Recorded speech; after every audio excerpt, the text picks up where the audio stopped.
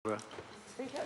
I call Mika Whaitiri. Tēnā koe, Mr Speaker. O te rau ngā memo te wharenei, tēnā tātou katoa. Mr Speaker, it's pleasing to follow on all previous speakers who have spoken in support of the Hurunui Kaikoura Emergency Relief Bill.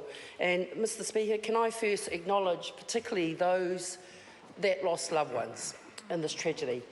The families that are still picking up the pieces, the community of Kaikoura, just as the member of Kaikoura Rāwhiti, we've had our fair share of disasters, but at the moment I'm acknowledging your particular disaster and I'm acknowledging those that lost dear ones. I want to acknowledge the resilience of the community of Kaikoura, Mr Speaker.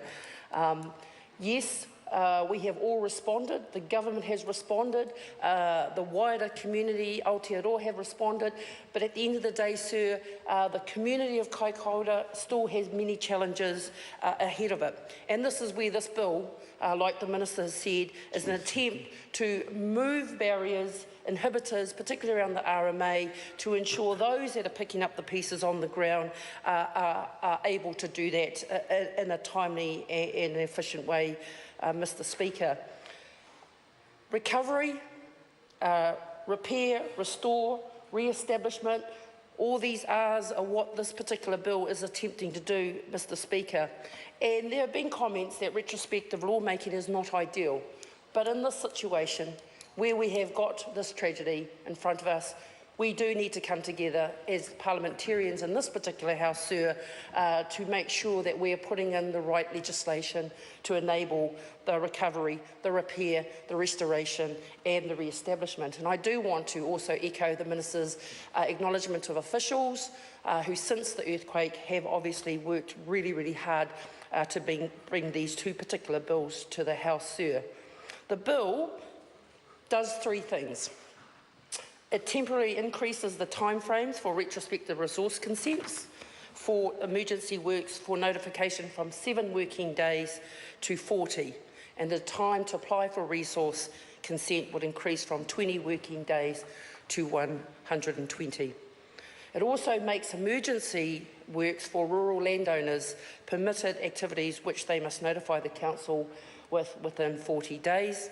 And thirdly, sir, it allows the dredging of the Kaikoura harbour, which was blocked by the earthquake, to allow the resumption of tourist activities and fishing. And there isn't a member in this House that can't recall seeing those images on our television sets of the multiple power and the coda that were left exposed as the seafloor came up. And I know there wasn't particularly the electorate I represent, Mr Speaker. The paua is an iconic species to the Ngāti Kahungunu people, and to see so many exposed through this tragedy broke our hearts in so many places. And so I again acknowledge the local people working with obviously the Ministry of Primary Industry to try and salvage those exposed. Kai moana, one thing as a Māori, you don't ever want to waste kai moana, an absolute delicacy, but look, sir, it was just to ensure that we, again, this bill has the tools in which we can allow the recovery process, sir. In terms of the harbour, I just want to acknowledge the work, the tourism of Kaikoura. In my maiden speech in this House, I talked about Whale Watch, and in an indirect way, having some involvement with the establishment of that industry.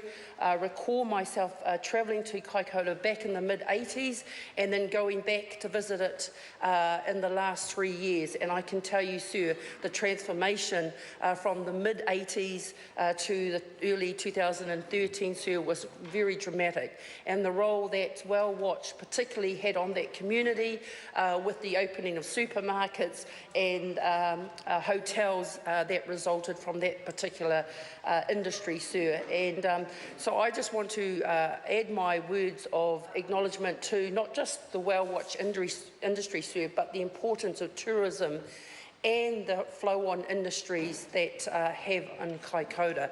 And the sooner we can get them up and running, the sooner we can get that harbour dredged, sir, I'm sure the people of Kaikoura will be very appreciative of that. Having said that, sir, and I made a couple of references to our own tragedy up on the East Coast, and that was in the mid-80s, 1988 Cyclone Bowler. And I raised that, sir, perhaps as a cautionary note to the government, in that its commitment to seeing that we are removing all legislative barriers to ensure we've got recovery in place, and of course the rescue package for businesses, and of course the commitment to clear the major highways. One particular point in researching the Cyclone Bowl investment from the government at the time was the East Coast Forestry Project. That the government put substantive money in up the East Coast, and that was purely, sir, to address the erosion and to protect the land. And my point, sir, is we are now 1988, 2016, what's that, 18 years, if I'm correct? Is that 18 years?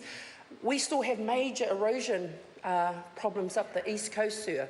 Major erosion and water quality issues. And so my point, I guess my cautionary note to the government is that we need to put regular review points in recovery of major disasters in this country, simply because they may not show themselves for 10, 15, or in my instance up the East Coast, 18 years later, sir. And so these are just some of the, the lessons of the past that I hope, and I'm sure that the government will take on board, that we need to ensure that recovery, instant removal of legislation, which this bill is attempting to do, the ongoing financial contribution to businesses in Kaikoura. We also need to make sure we're factoring regular reviews, if it's 5, 10, 15 year lots, to ensure that anything like erosions are addressed, and we've got the proper tools to address them, sir, in that respect. So I don't want to talk any further, sir, but it is my pleasure to stand in support of a piece of piece of legislation, sir, that will enable us to do exactly what this House is committed to, and that is the quick and expedient recovery of the community of Kaikoura. In closing, I want to add my words of thanks to the local MP, Stuart Smith. Did a stellar job, Mr Smith. And of course, I also want to acknowledge my colleague, Reno Tedekatani, who was down there as quickly as he possibly could when he could find transportation in there. And he was down on the marae with Takahanga, working and feeding the many tourists that the marae of Takahanga opened their doors to. So, sir, like everybody, I commend this bill and look forward to its speedy passage through the House. Kia ora tātou.